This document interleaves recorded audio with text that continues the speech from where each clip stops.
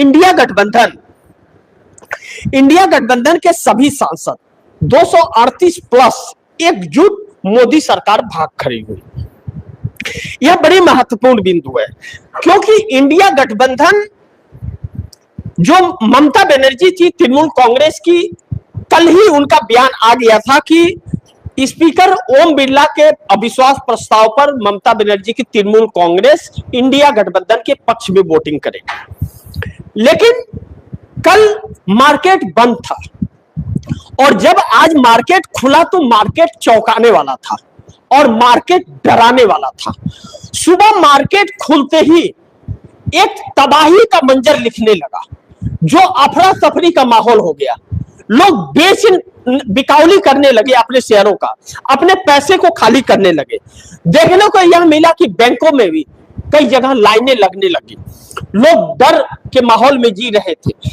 ऐसे में 14 लाख करोड़ रुपए का नुकसान सुबह सुबह मार्केट खुलते ही हो गया, शाम तक होते ही रहा। शाम का आंकड़ा आया नहीं, इसलिए आप दर्शकों को मैं बता नहीं पाऊंगा कि 5-5:30 बजे तक मार्केट का क्या हाल रहा, उसको सुबह मैं चर्चा करूंगा। लेकिन 14 लाख करोड़ रुपया सुबह मात्र आधे घंटे के अंदर ही बर्बाद हो गया था देश का। अब भारतीय जनता पार्टी के सांसदों की चिड़चिड़ापन इस बात के संकेत देते हैं कि जैसा राहुल गांधी कहते हैं बार बार कि भारतीय जनता पार्टी के नेताओं और आरएसएस वालों के पैसे सब के सब शेयर मार्केट में लगे हैं। अभी इनके पैसे डूब रहे हैं तो चिड़चिड़ापन तो आएगा। लेकिन इस बीच मोदी सरकार की नीति क्या है? अगर इजराइल और अमेरिका के साथ है तो यह खुलकर क्यों नहीं कहते कि हम इजराइल और अमेरिका के साथ हैं? ना तो इधर कह रहे हैं ना तो उधर कह रहे हैं। ट्रंप कह रहे हैं हमारे साथ हैं, नेतन्याहू कह रहे हैं कि भारत का शुक्रिया अदा कर रहे हैं कि हमारा साथ दिया भारत ने। अब ईरान के अंदर ईरान के सबसे बड़े नेता खामनेई का निधन होने के बाद, उनकी शहादत के बाद भारत सरकार ने संवेदना जाहिर नहीं की और जैसे ही समुद्री इलाके को ईरान ने रोका, 1 हफ्ते लग गए।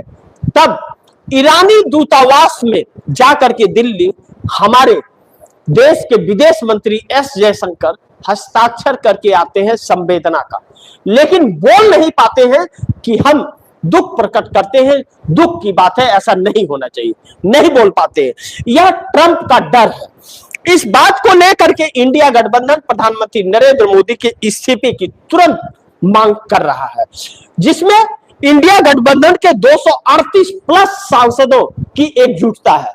लेकिन मोदी सरकार के इस्तीफे मांगने के लिए इंडिया गठबंधन की संख्या बढ़ करके 250 प्लस पर जा रही है।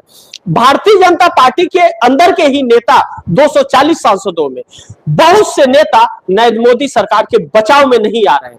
नरेंद्र मोदी का प्रधानमंत्री का चेहरा बदल देना चाहिए क्योंकि यह ब्लैकमेल हो रहे हैं। राहुल गांधी ने आज भी इस बात को दोहराया कि नरेंद्र मोदी ब्लैकमेल हो रहे हैं और नरेंद्र मोदी पार्लियामेंट में नहीं आएंगे और उनको आने नहीं दिया जाएगा, वह जवाब दे। उन्होंने इस देश को गुलाम बना दिया है, यानी कि मोदी का खेल खत्म है।